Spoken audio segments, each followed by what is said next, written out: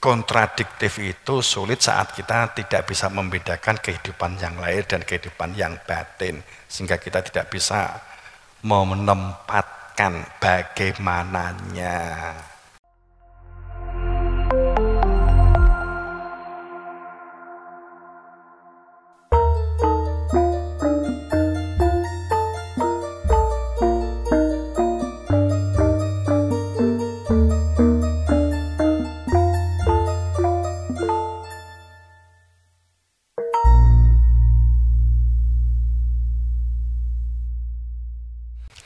Membutuhkan fasoli, maka nyambunglah, maka hadirlah.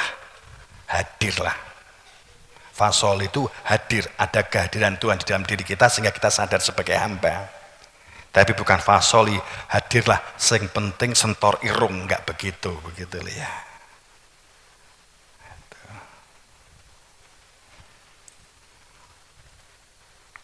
Saya kira itu.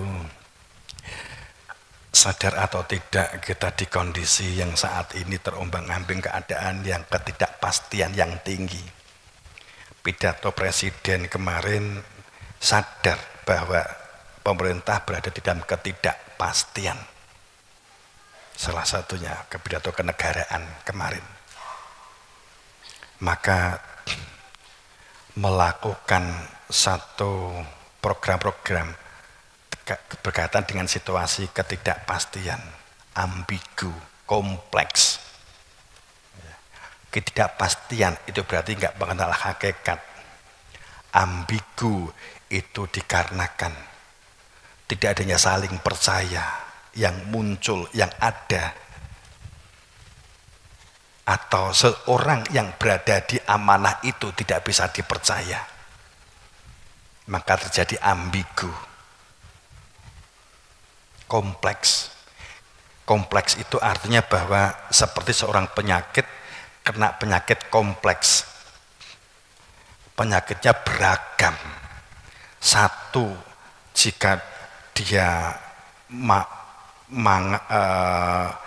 minum atau makan karbohidrat atau minum banyak gula, maka dia sakit gulanya naik. Akan tetapi sesungguhnya limpanya atau dia membutuhkan gula, umpamanya begitu. Tapi jika dia pahit, maka yang kena organ yang lain. Tapi padahal membutuhkan jamu yang pahit atau nutrisi yang cenderung pahit.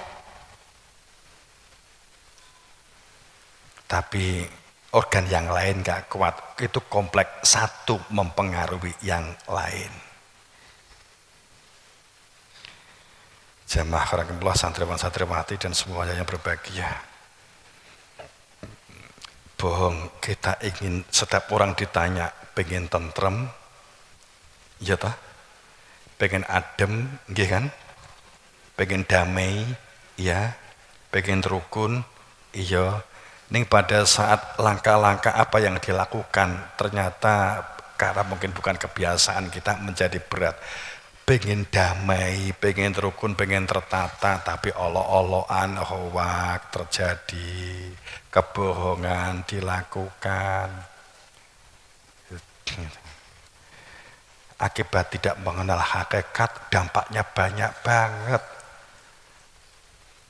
Dunia ki perlu sebagai alat, tapi bukan sebagai tujuan. Saat salah tempat, akhirnya program kesejahteraan itu selalu identik dengan materi. Kebahagiaan identik dengan materi. Faktanya saiki dilehni dengan Tuhan. Sugih tiba-tiba nggak sejahtera. Kan gitu, karena itu hanya alat, salah tempat gitu. Tapi bukan berarti kemudian kamu nggak usah bekerja, nggak usah sinau, toh juga hidup kan gitu, bukan begitu ya. Oke ya.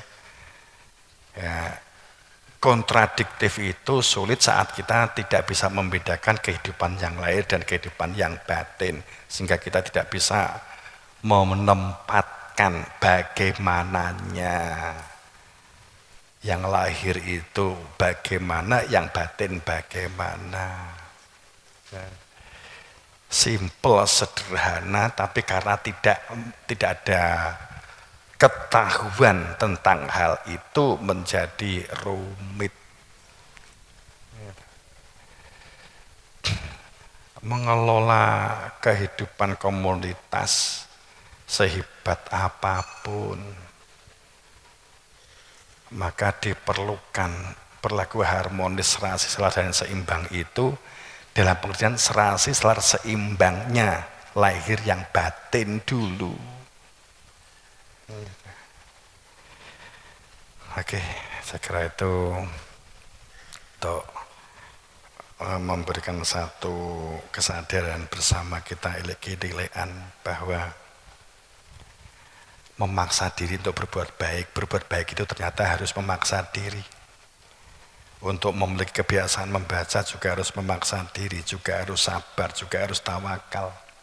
Semoga dalam ridha Allah, dalam maghfirah, dalam ampunannya, kita bangun iliki-nilean, bebarengan, ya, saling pangerten.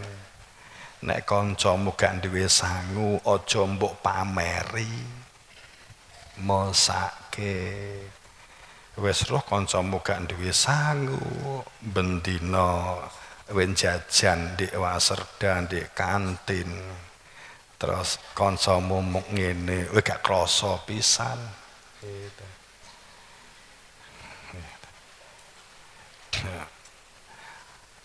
Nek kowe jajak apa jenenge sangumu turah, kancamu kurang, ya kamu pinter ngempet, latih ngempet gitu.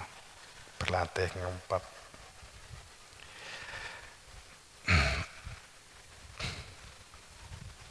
Kira itu. Saya mau cerita zaman saya sekolah dulu, bagaimana menyikapi kantin. Saya nggak ingin nggak masuk saya untuk ditiru, enggak lah, enggak jadi lah, enggak usah, ya enggak ya, enggak ya. Tanya temen saya saja ada kok yang jadi jamaah ya.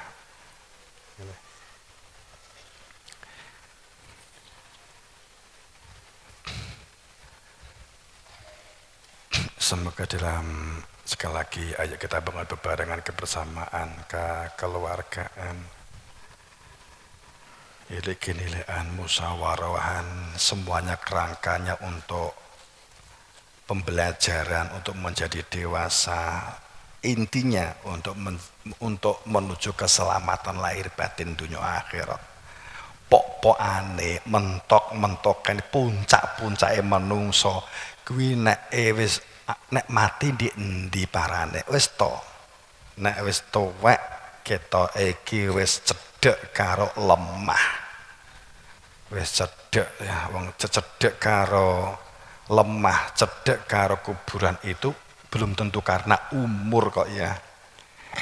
Ning orang itu mentok-mentoknya puncak-puncaknya kemana lagi toh? Kalau kita itu meninggal nggak balik, nggak selamat, nggak kembali kepada Tuhan, abadi abadan, sorone abadi abadan. Ya, makanya disyukuri diwingi ilmu pati, ilmu yang menunjukkan pintunya mati itu disyukuri tenan, ditafakuri tenan, dihayati, disyukuri tenan. Laqad manallah, anugerah yang tak terhingga seseorang. Laqad manallah alal mukmin, atas orang yang iman karena bertemu dengan yang menunjukkan keberadaan dia. Itu anugerah yang tak terhingga. Itu anugerah. Kalau ternyata kita sudah memiliki ilmu tauhid, ilmu hakikat, ilmu yang menunjukkan jati diri fitrah manusia, masih sering benturan, masih merasa enggak nyaman dan sebagainya, maka pasti ada sesuatu yang kehendaknya Allah supaya kita terus berproses, kita belajar. tidak menjadi manusia yang mutung, bah-bah Noah gitu, enggak gitu. Ya mungkin banyak hal faktor. Kita nggak punya ketegasan, teman kita yang salah, yang jelas dikuasai ego, kita nggak berani mengingatkan, kita nggak punya cara untuk mendekat, kita malah diam. Padahal kita berada di dalam sistem itu, tapi kita diam. Wis jane ngerti to nek wis salah, nggih ngertos. Lah kok meneng kula menghindari konflik. Ayo akhirnya sistemnya rusak kabeh kan begitu. Rumangsane bener, tapi podo salah begitu loh. Kan gitu yang terjadi.